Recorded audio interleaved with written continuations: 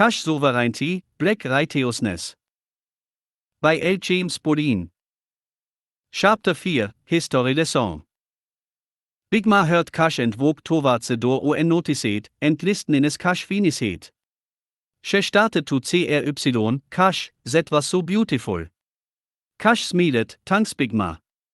Samuel satere vis a tier falling from his eye and a deep lump in his throat, was the title. You should have LED of with the title first.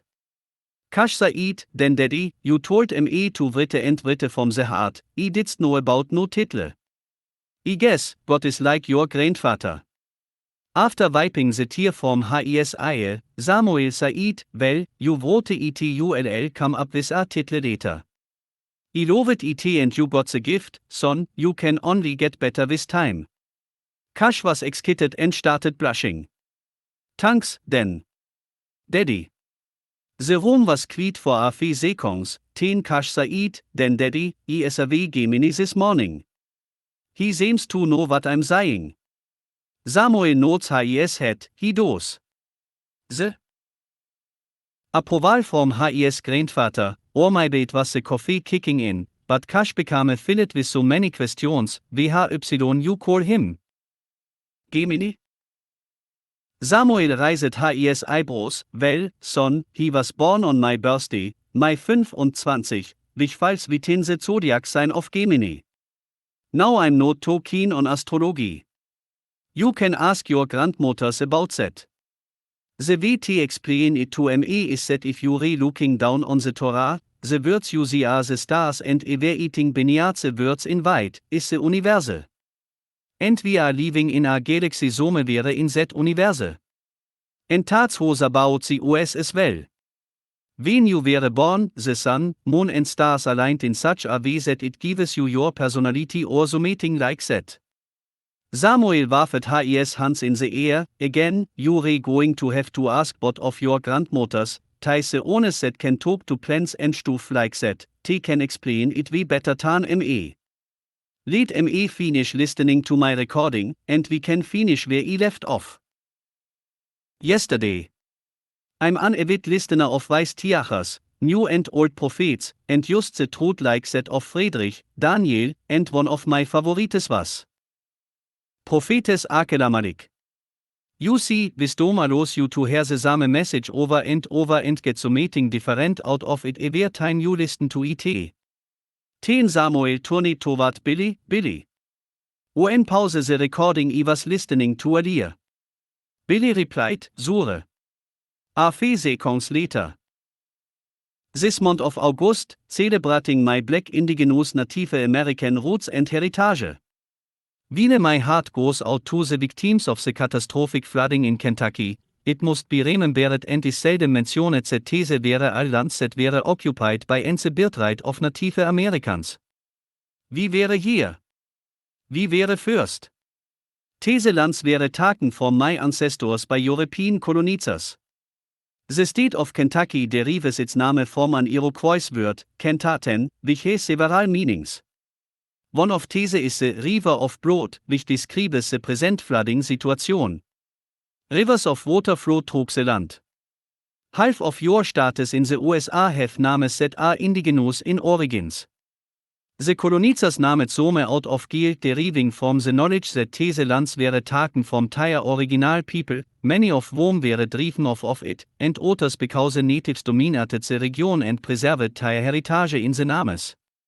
It is the belief of indigenous people the world over that for every act of injustice and inequality, and there will be a reckoning. What is sent out will return in like. Measure as it was given as Yeshua the Messiah made clear, with whatever measure you made, it will be measured back again.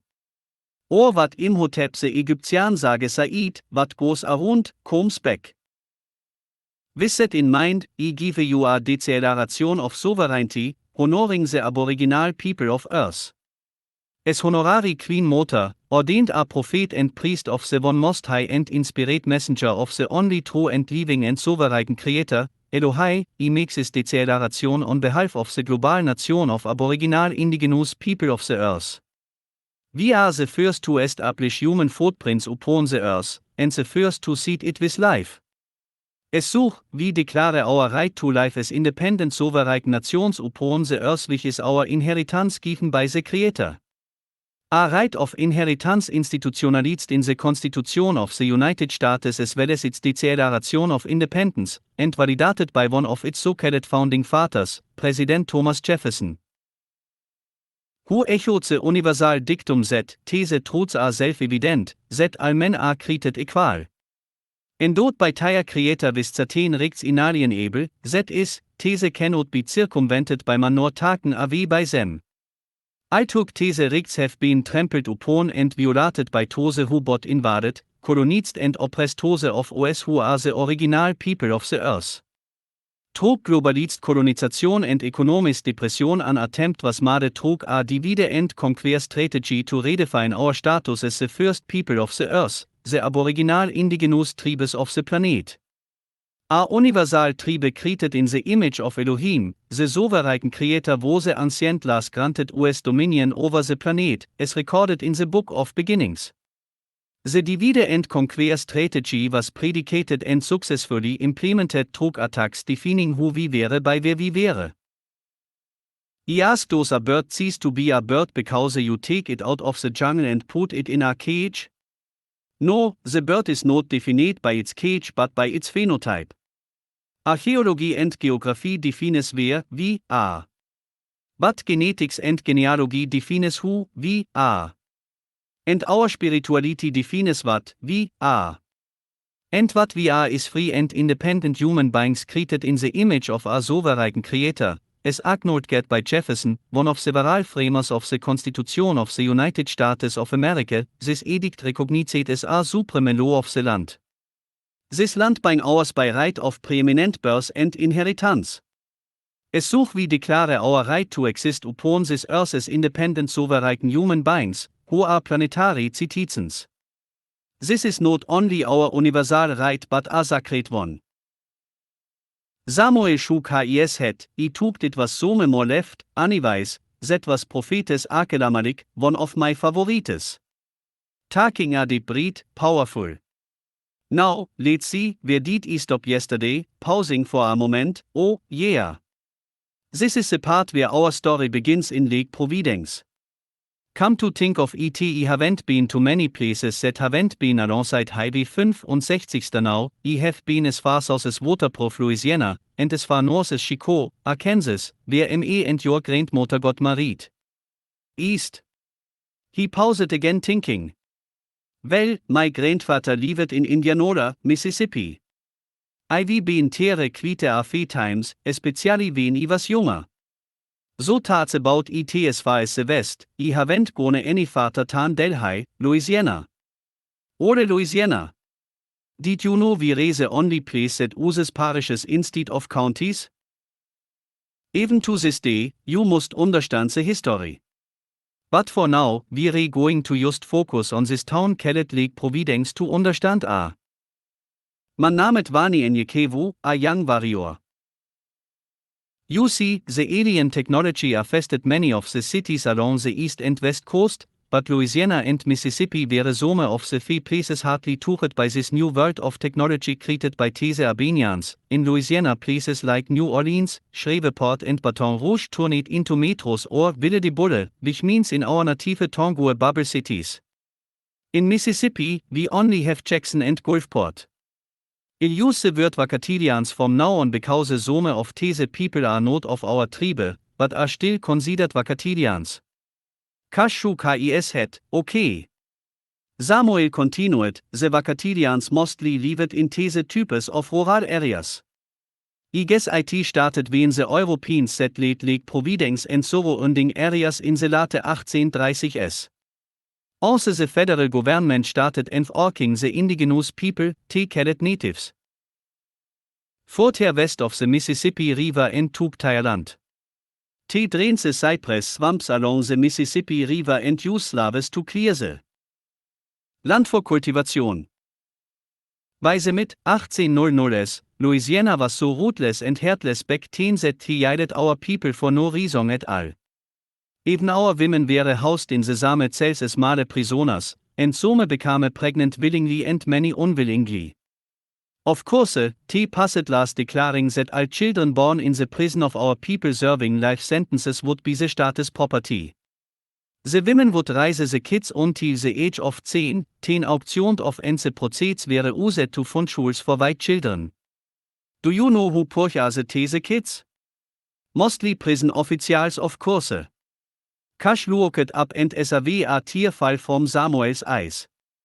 Samuel pauses as he wiped the tear from his eyes, 10 tages along sich as he continues, anyways, by the start of the American Civil War, the region mainly consisted of large cotton plantations along the river, which were worked by thousands of slave laborers.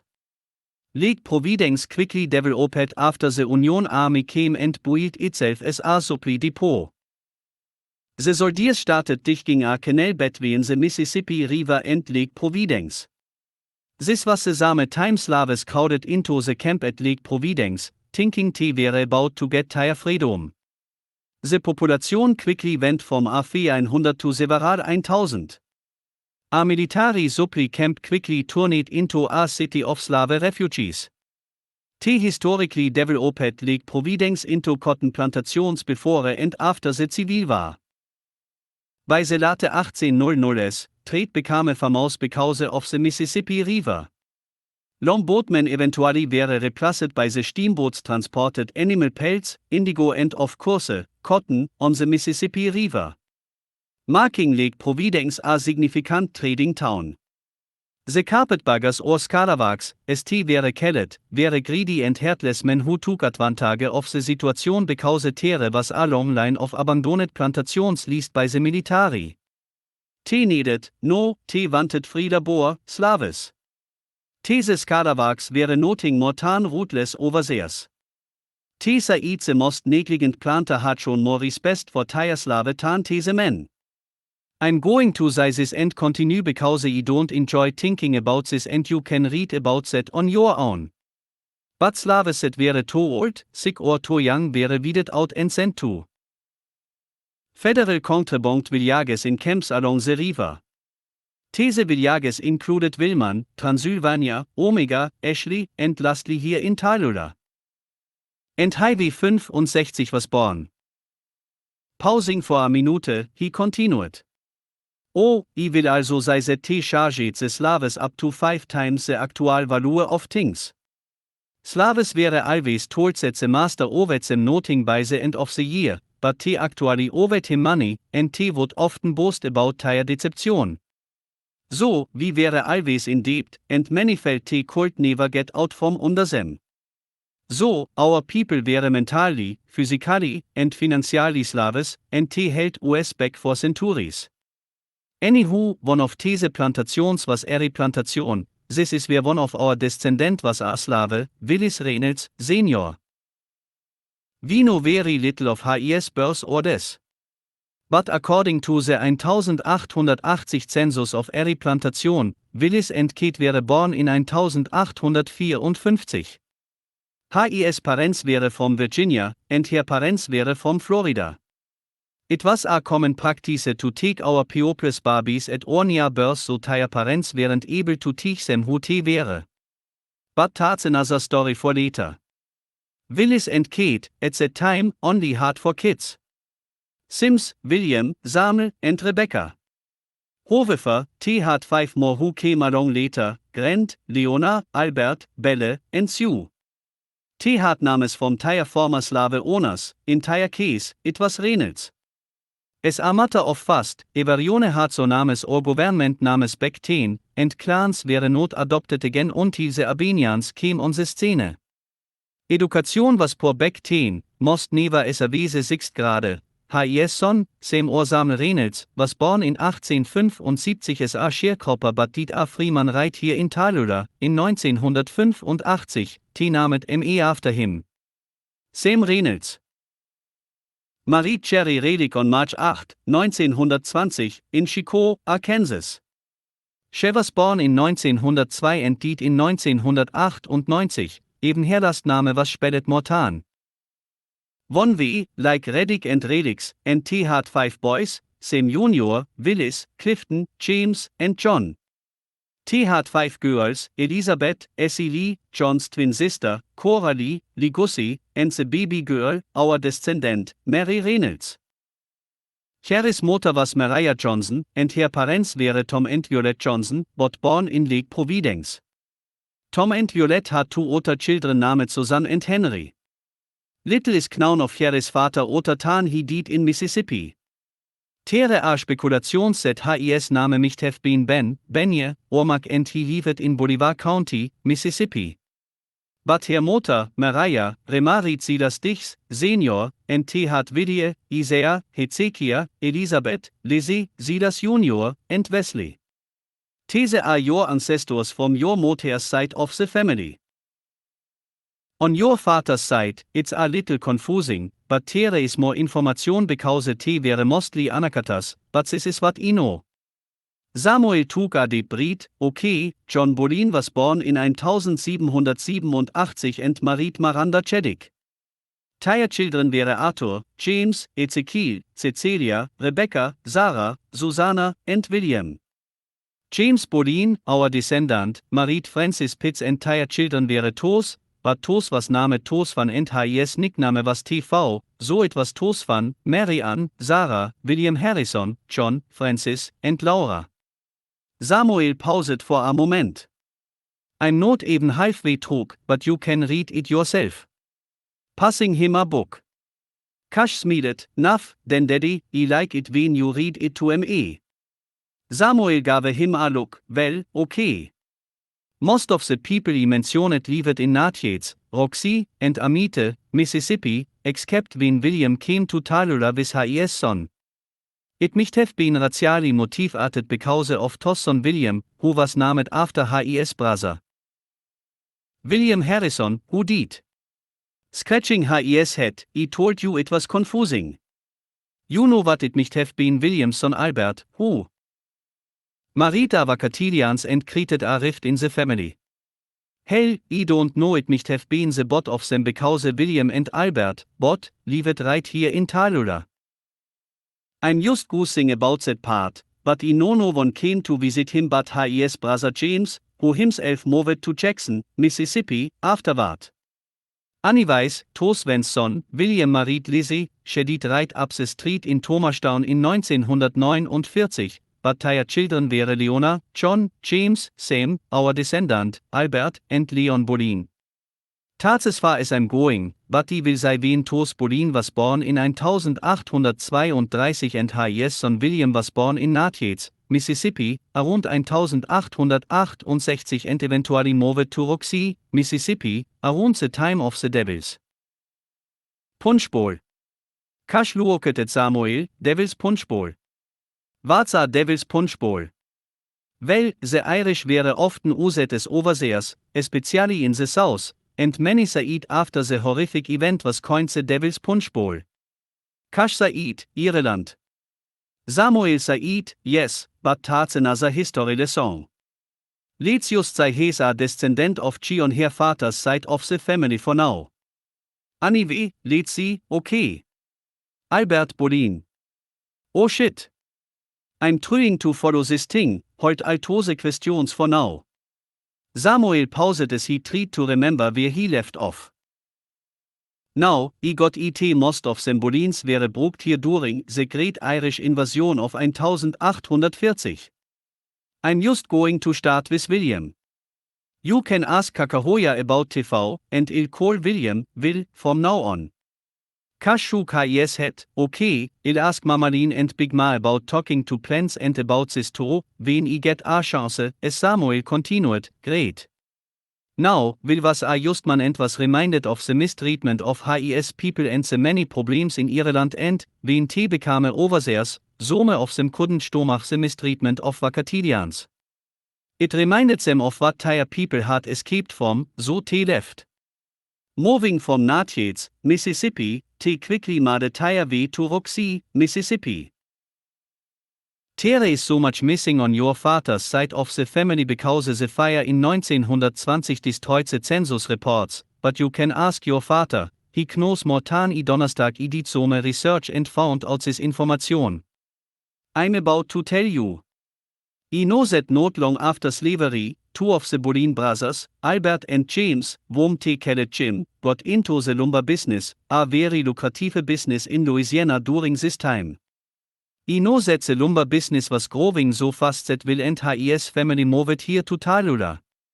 James and his brother, Albert, heard of a new lumber mill built just 82 miles north of them in Tallulah, so they convinced their father and packed their bags.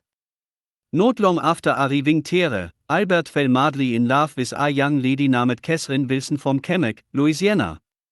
James was furious, not because he hated Vacatilians but because he feared for his brother's life, for this was a time when Anakatas couldn't marry Vacatilians. You can rape them and abuse them but not fall in love with them.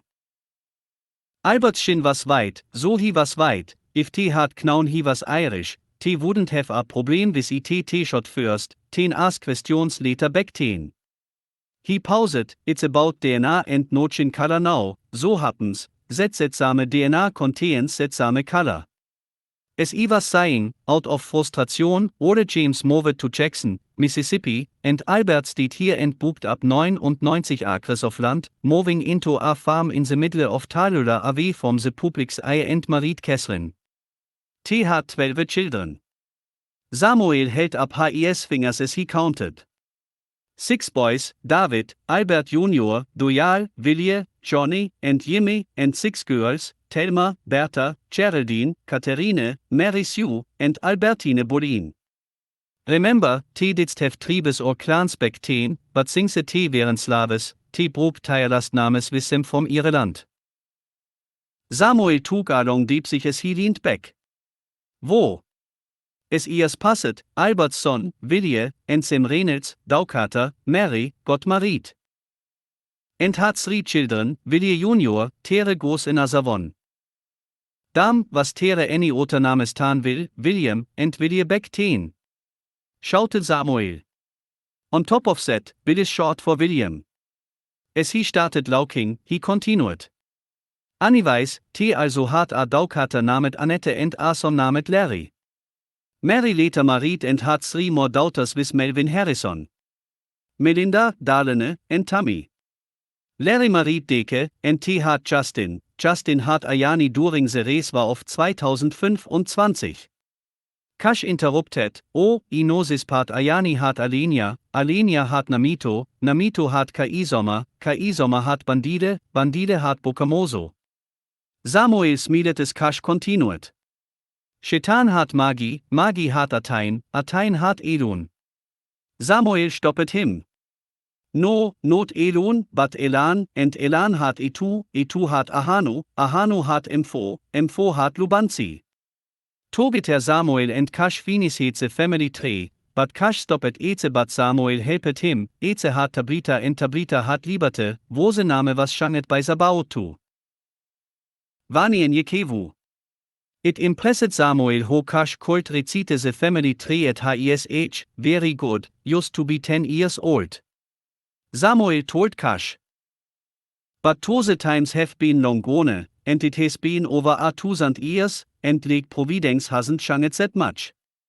Many of the old abandoned plantations are used as libraries and museums now. Plenty of wild animals roam the land, and we still ride on horseback to get around, and most people here are community farmers. Samuel talked about what he was saying and felt happy. Yeah, even the Creeks, ponds, and lakes haven't been affected much by the Albanians and this new age of technology. We work together to keep the air and the water clean. He took an even longer pause and sat there just thinking, and then said, sorry, Cush, my mind is all over the place. But start with our ancestor, Tablita, whom we take our tribal name from, him and his wife aber along with his children, 5 boys, and 6 girls, lived just a quarter of a mile east of that small river we called the Bar in Lake Providence. Tablita was a spiritual man, and aber, his wife, was a seer. T-bot taugt their children the ways of Sabaoth. Liberté was the youngest, 5 foot, 8.5 inches tall, and weighed Rukai Y 175 pounds. He had a deep love for Sabaoth and loved history. He was in but a very muscular young man, born in 3019. Liberté was also a poet and loved writing about the different things he saw in his life, but mainly about the injustice of his people and his love for Sabaoth. One night when he was 16 years old, he took a long walk alongside Lake Providence because he couldn't sleep. Sitting down at the lake, he looked across it, looking at the fish jumping, and said, fishing, so he took out a small flashlight and began to write. We as humans are all brothers, doesn't matter the color or creed. It's love that we need. Do we have to repeat it? We all are brothers. There are many that hate, there are many who dispute who's the greatest. To me, it's not about color of skin, type of kin. Your decision on religion, it is surely not about politics. It's all about the Almighty. And searching for him is like fishing. Some get up early, about 5 in the morning, some go around noon, and some go late in the day, just to get away. It doesn't matter when you go. It's where you go and who you fish. Everyone has their style. Their method of fishing, but I'll have to be patient, just like when you search for the Almighty. Many come early, some come late. But also you get there, you receive your reward from the Lord. Those that don't fish don't know what they are missing. When you are sad, frustrated, angry, mad, or bored. TRY fishing for the will, the power, the salvation of the Lord. As Liberté was writing, a messenger appeared before him. Unaware that it was the ancient Pharisee, a spiritual entity that we Vacatilians believe guides our path, the messenger first came to him as an elderly man. WHY is it you can't sleep, young Liberté? Has the spirit of Sabaoth prepared you for your journey? Liberté puzzled, what journey do you speak of? He just couldn't sleep and took a walk along the lake until he came across. Hey, how is it you know my name? Liberté asked as he put up his notebook and gathered his 2 cups as he stood up. The messenger continued, the spirit of King Solomon is upon you. Sabaoth have blessed you with Solomon's wisdom, heart, and soul. Like Elijah, Elisha, and countless others, Sabaoth often used one man to get his people to thee. You and your descendants, after you, will use words of wisdom, peace, and the sword to destroy Sabaoth's enemies. Your writings have reached the ears of Sabaoth, and he rejoices in your words. For this reason, you are no longer called Liberté but Vani en Yekevu. The old man transformed into a wolf. Liberté shook his head and rubbed his eye as the man continued to speak. In 3 days, you will see me again in this form, and he will be your guide on our journey. For the next 3 days you shall perform the holy journey and bid your family farewell, for they will not see you for 150 seasons. Know this, before you leave the state of Louisiana, you will endure many trials and tribulations to enhance your spiritual man as well as your physical body that will prepare you for your journey. Be not afraid, for Sabaoth will be with you along the way, no physical harm shall befall you. Quickly interrupting, Liberté smiled and said, how can a man live to be 150 seasons? Sir, the ancient Pharisee said, you know that with Sabaoth, all things are possible, but it will not be you, but your blood and your spirit that shall return to Sabaoth's people, and his name shall be called Cush. With your blood, in seeing, you shall see more, and for hearing, you shall hear more. And with your spirit, you shall control the flesh, see with the eyes of Sabaoth, and teach others to do the same. The old man smiled as he transformed again, behold, your wife. As he continued, an image of a beautiful woman appears in a cloud of smoke. Your spirits are one, and the love you share will be forever. It will be remembered as an example of Sabaoth's happiness between man and woman. Liberté said curiously, wife. Liberté. Liberté. Liberté. He heard a voice CRY out, who is that?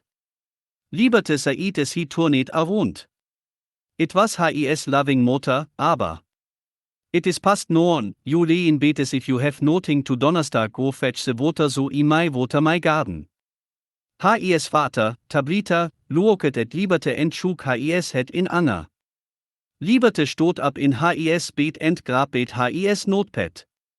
He scrambled through the pages and as a the poem fis hin. He rushed to get dressed and dashed out the door to get water for his motor's garden. He was also confused about what had happened. Was it a dream or vision from the boat?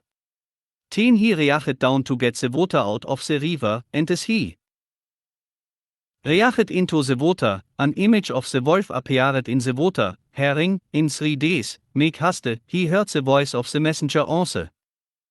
Again. Joine was a ritual performed by the Vacatilians.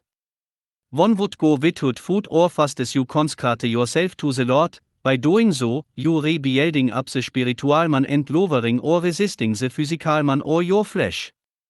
Flesh refers to your material or fleshy weaknesses and desires.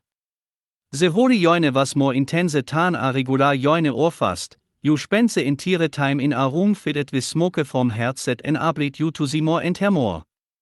As Liberté looked back to see if there was indeed a wolf behind him, he said to himself, he must return and prepare muesli for the journey.